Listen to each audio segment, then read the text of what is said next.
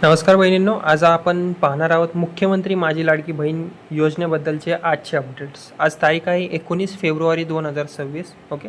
So आज ज्या ज्या अपडेट्स आल्या आहेत लाडकी बहीण योजनेबद्दल ते आपण एक एक करून बघून घेऊयात. ओके. सो पहिली अपडेट आली आहे, लाभार्थ्यांची संख्या मोठ्या प्रमाणात आता कमी झाली आहे. ओके.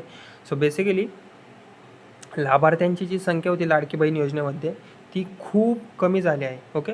सो आता लाभार्थी संख्या मोठ्या प्रमाणात कमी का झाली आहे, कारण की सुरुवातीला खूप साऱ्या पडताळणीमध्ये असं निष्पन्न झालं होतं की काही महिला सरकारी कर्मचारी असूनसुद्धा यांनी फॉर्म भरला आहे आणि काही महिलांचं उत्पन्न जास्त आहे तरीसुद्धा त्यांनी फॉर्म भरला आहे, उत्पन्नाच्या क्रायटेरियामध्ये बसत नाही तरीसुद्धा त्यांनी फॉर्म भरला आहे.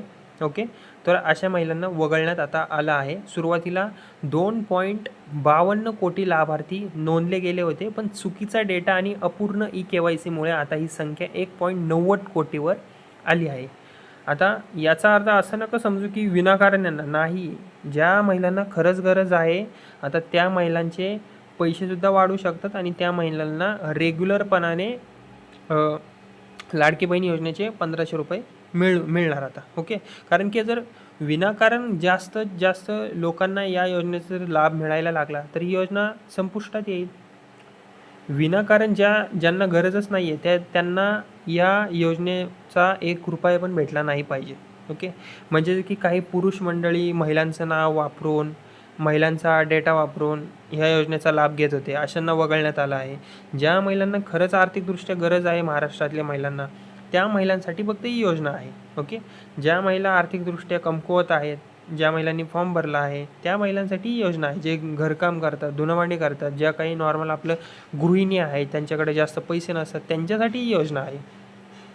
ज्यांच्याकडं खूप काही आहे तरीसुद्धा त्यांनी फॉर्म भरला आहे, उत्पन्न त्यांचं जास्त आहे, खूप अति जास्त आहे, तरीसुद्धा त्यांनी फॉर्म भरला आहे, अशांसाठी ही योजना नाही आहे, त्यांना वगळण्यात आलं आहे. ओके. सो फक्त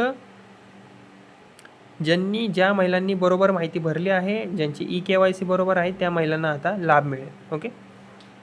आता दुसरी अपडेट काय आहे, KYCची कालमर्यादा वाढवण्यात आली आहे, म्हणजेच डेट वाढवण्यात आली आहे. सरकारने KYC सुधारण्यासाठी अंतिम तारीख 31 मार्च 2026 पर्यंत आता वाढवली आहे. जर तुमचं KYC पूर्ण नसेल तर तुम्हाला 1500 रुपये मासिक लाभ तुमचा वितरण हे थांबवले जाऊ शकतं. त्यामुळे KYC कंप्लीट नसेल, अपूर्ण असेल तर तुम्ही ती 31 मार्च 2026 पर्यंत करून घ्या. त्यामुळे तात्काळ पोर्टलवर जाऊन तुमची माहिती तुम्ही अपडेट करू शकता. ओके.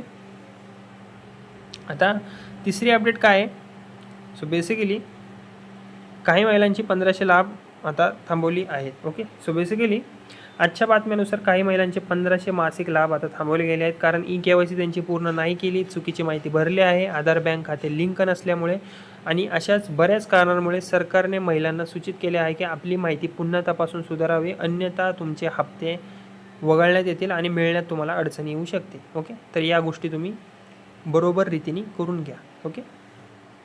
सो आता याच होत्या आजच्या अपडेट. ओके. KYC अपडेटमुळे लाभार्थी संख्या 1.90 कोटींवर आली आहे. KYC सुधारण्यासाठी 31 मार्च 2026 पर्यंत मुदत वाढवली गेली आहे. ओके. अंतिम तारीख 31 मार्च 2026 आहे आणि चुकीची अपुरी KYC असलेल्या काही महिलांचे आता 1500 रुपये जो लाभ आहे तो थांबवला गेला आहे. ओके. जर तुम्हाला अजून पैसे मिळाले नसतील तर तुम्ही KYC तुमची अपडेट करा, स्टेटस चेक करा आणि जर काही प्रॉब्लेम असेल ना KYC संदर्भात किंवा लाडकी बहीण योजनेसंदर्भात तर माझ्या व्हिडिओला आधी सबस्क्राईब करा आणि कमेंटमध्ये सांगा, मी नक्कीच तुम्हाला रिप्लाय देईल. ओके. आणि असेच लाडकी बहीण योजनेविषयी जी काही अपडेट असणार रोजची, ओके, ती एकदम क्लिअर रीतीने मी तुम्हाला व्हिडिओतर्फे मांडण्याचा प्रयत्न करत आहे. ओके. मी तुम्हाला सांगत आहे ॲक्च्युअलमध्ये जी काही सरकारची रिअल खरी अपडेट येत आहे. ओके. रोज मी माझ्या चॅनेलवर व्हिडिओ अपलोड करून माहिती देत आहे. ओके. त्यामुळे माझं बडी नावाचं चॅनल आहे, त्याला तुम्ही नक्की सबस्क्राईब करा. ओके. थँक्यू.